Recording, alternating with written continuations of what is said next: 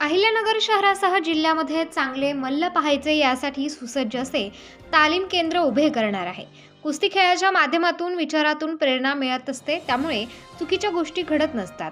प्रेक्षकही चांगले विचार घेत असतात। मोहोळ परिवाराच्या माध्यमातून मानाची गदा दिली जाते। 67वी महाराष्ट्र केसरी कुस्ती स्पर्धेचा किताब पृथ्वीराज मोहोळ यांनी मिळवला आहे। राज्यभरातून आलेल्या पैलवानांची काळजी घेण्याचे काम कुस्तीगीर संघाने केले आणि चांगल्या कुस्त्या झाल्या।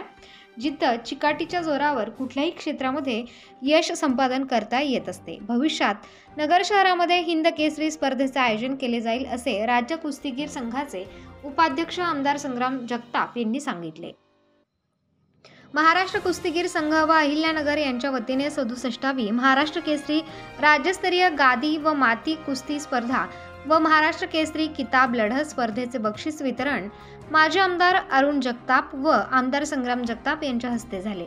यावेळी महाराष्ट्र केसरी पृथ्वीराज मोहोळ, पैलवान महेंद्र गायकवाड, हिंद केसरी योगेश दोडके, राज्य कुस्तीगीर संघाचे कार्याध्यक्ष संदीप भोंडवे, माजी उपमहापौर गणेश भोसले, प्राध्यापक माणिकराव विधाते, मार्गदर्शक विलास कथोरे, पैलवान गुलाब बर्डे, बबन काशीद, उत्तर महाराष्ट्र केसरी पैलवान अनिल गुंजाळ, संतोष भुजबळ, शिवाजी चव्हाण, शिवाजी कराळे, निखिल वारे, उद्योजक राजेश भंडारी, गणेश गुंडाळ, सत्यम गुंदेचा, सुरेश बनसोडे, काका शेळके, अजय चितळे, युवराज पठारे, संजय ढोणे, देवा शेळके, युवराज करंजुले, निलेश मदने, बाळासाहेब जगताप, वैभव ढाकणे, संतोष ढाकणे, मनीष साठे आदी उपस्थित होते। यावेळी प्रास्ताविक कार्याध्यक्ष भुजबळ यांनी केले तर निलेश मदने यांनी स्वागत केले आणि उपाध्यक्ष पैलवान शिवाजी चव्हाण यांनी आभार मानले। गादी गटातील विजेत्या पैलवानांना महिंद्रा थार गाडी, बुलेट, स्प्लेंडर व सोन्याची अंगठी देण्यात आली। ही आपली महाराष्ट्र केसरी कुस्ती स्पर्धा यशस्वी झाली पाहिजे आणि चांगली मल्ल ज्यावेळेस महाराष्ट्राच्या कानाकोपऱ्यातून अगदी विदर्भाच्या कोपऱ्यापासून तर अगदी कोकणापर्यंत जे येतील त्यांच्याकरता अगदी लाल मातीच्या तयारीपासून तो मातीमध्ये जर उतारला तर त्याला कुठेही त्याला इजा झाली नाही पाहिजे आणि माती ही अगदी चांगल्या प्रकारे चांगल्या दर्जाची असली पाहिजे अशा सगळ्या प्रयत्न करणारी सगळी मंडळी होती। माती पूजाचा कार्यक्रम झाल्यानंतर यांनी चांगलं नियोजन केलं। प्रत्येक व्यक्तीने सोशल मीडियाच्या माध्यमातून त्याची जनजागृती केली आणि महाराष्ट्राच्या कानाकोपऱ्यातला माणूस जसं आपण लाईव्ह केलं ते महाखेळच्या माध्यमातून ते देखील अनेक लोकांनी पाहिलं। लाईव्ह देखील बरेच लोक पाहत होते। हे सगळं चित्रीकरण झालं। चित्रीकरणाच्या माध्यमातून देखील आपण सर्वांनी कुस्ती पाहिली आहे। पण हे सगळं घडत असताना अनेक वेळेला महाराष्ट्र केसरीमध्ये 67वी झाली, म्हणजे 66 महाराष्ट्र केसरी आजपर्यंत झाले आणि 67वा महाराष्ट्र केसरी म्हणून हा जो मान मिळाला, बहुमान मिळाला, तो महाराष्ट्र केसरी पृथ्वीराज मोहोळ आज आपल्यामध्ये या ठिकाणी उपस्थित झाले आहे।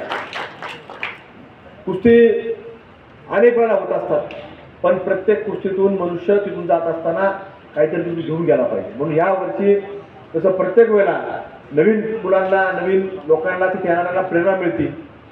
जो प्रेक्षक वर्ग येतो तो प्रेक्षक पाहतो, पाहिल्यानंतर बरेच लोक त्याच्यातून प्रेरणा घेऊन बाहेर जातात। जरी तो पाहिला नाही झाला पण त्याच्या काही चुकीच्या गोष्टी घडत असतील, चुकीच्या काही गोष्टी त्याला व्यस्त असतील, त्याच्यातून निश्चित काही लोक बदललेले देखील आम्हाला पाहायला मिळतं। तसं अनेक लोक सांगतात की आम्ही ह्या वर्षी महाराष्ट्र केसरीला इथं गेलतो, तिथं गेलतो, ते पाहिल्यानंतर आम्हाला त्याच्यातनं प्रेरणा मिळाली आणि आम्ही आता या गोष्टी बसून बाजूला झालो। आणि म्हणून कुस्ती फक्त खेळण्यापुरतं नाही, महाराष्ट्र केसरीमध्ये पाहण्याकरता आला प्रेक्षक वर्ग जर प्रेक्षक असला तरी ते बरेच लोक तिथे चांगला विचार घेऊन जातात आणि त्यामुळं या महाराष्ट्र केसरीचं ते वैशिष्ट्य आहे।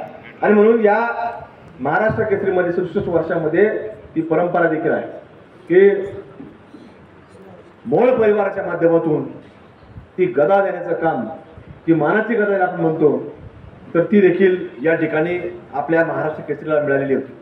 आणि म्हणून ती देखील जरी त्या कुटुंबाचे जरी असले तरी त्याला स्वतःचं कार्य कर्तृत्व सिद्ध करावं लागतं आणि पृथ्वीराज पैलवानांनी ते सगळ्या हजारो नाही लाखो प्रेक्षकांसमोर ते सिद्ध देखील केलेलं आहे।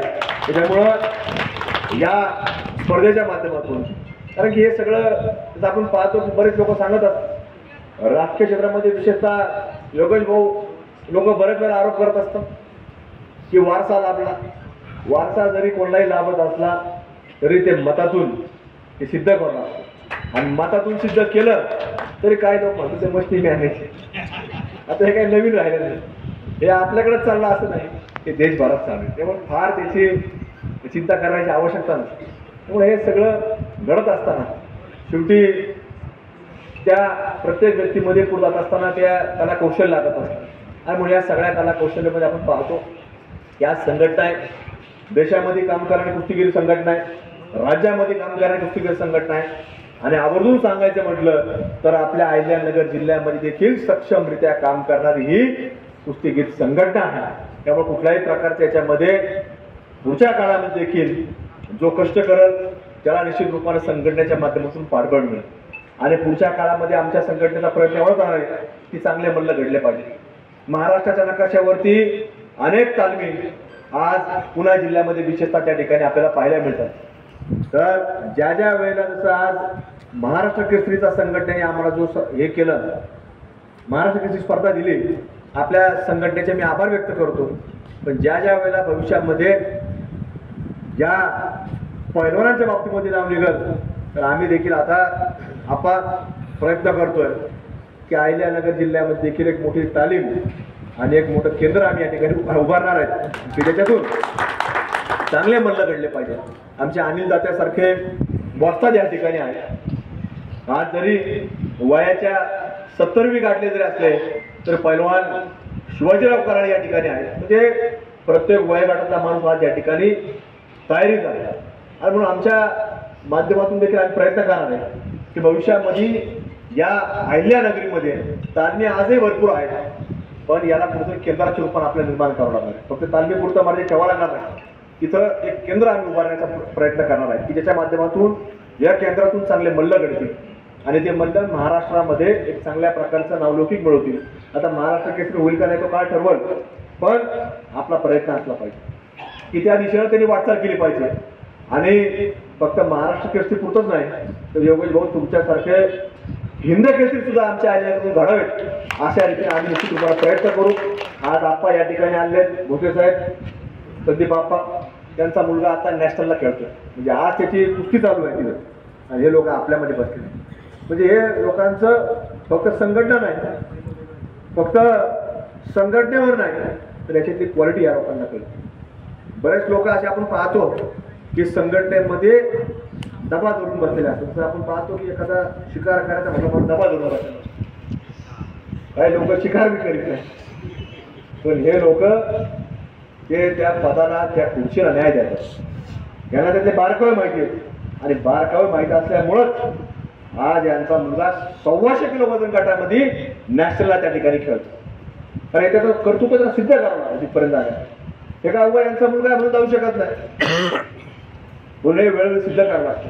योगेश भाऊ देखील मुलगा असं मुलगी असं जर पाहिलं तर ते आजही 12-13 वर्षाचे मुलं आहेत, पण आजही ते सातत्याने सराव करतात.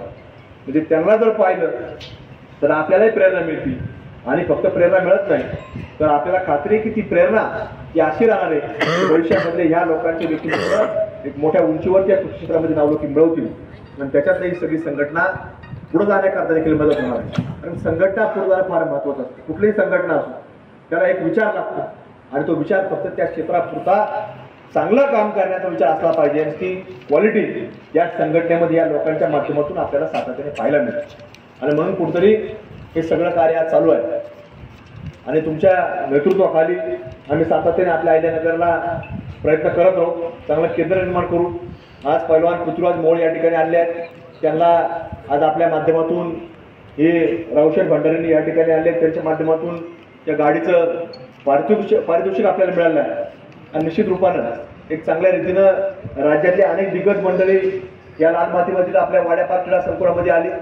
सगळ्या लोकांनी कुस्ती पाहिली, सगळ्या लोक त्यांनी त्या गोष्टीचं कौतुक देखील केलं की या स्पर्धा या अत्यंत चांगल्या प्रकारच्या स्पर्धा झाल्या आणि या भविष्यातल्या स्पर्धा याच्यापेक्षा उंचीच्या व्हाव्या अशा देखील अपेक्षा अनेक लोकांनी व्यक्त केल्या आहेत. त्यामुळे कुस्ती ही सातत्याने टिकली पाहिजे, पुढच्या काळामध्ये पुढे गेली पाहिजे. याच्याकरता आपल्या सर्वांना संघटितरित्या एकत्र राहून प्रयत्न करावे लागतील. आणि ते प्रयत्न फक्त आणि फक्त पैलवान घडवण्याकरता हे आपल्या सर्वांना करायचे आणि त्या विचारानं तुम्ही काम करताय. म्हणून निश्चित रूपाने पुढच्या काळामध्ये देखील तोच प्रयत्न आपण सगळे करत राहू.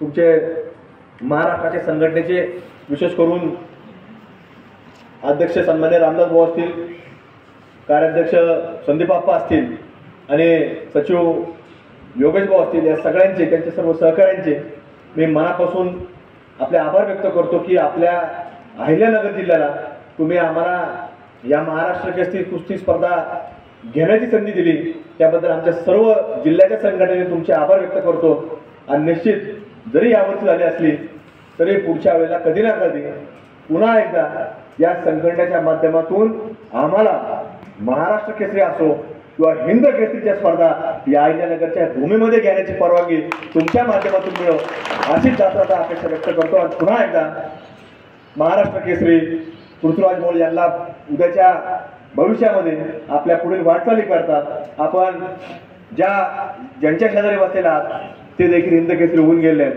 त्यामुळे निश्चित रूपानं त्यांची प्रेरणा घेऊन तुम्ही या महाराष्ट्रातच नाही तर भारताचे हिंद केसरी म्हणून या ठिकाणी यावा. तुमचा पुन्हा एकदा आम्ही या ठिकाणी सत्कार करू अशी एक अपेक्षा व्यक्त करतो आणि थांबतो. धन्यवाद. जय. उत्तर महाराष्ट्र न्यूज नेटवर्कसाठी अमोल भांबरकर, अहिल्यानगर.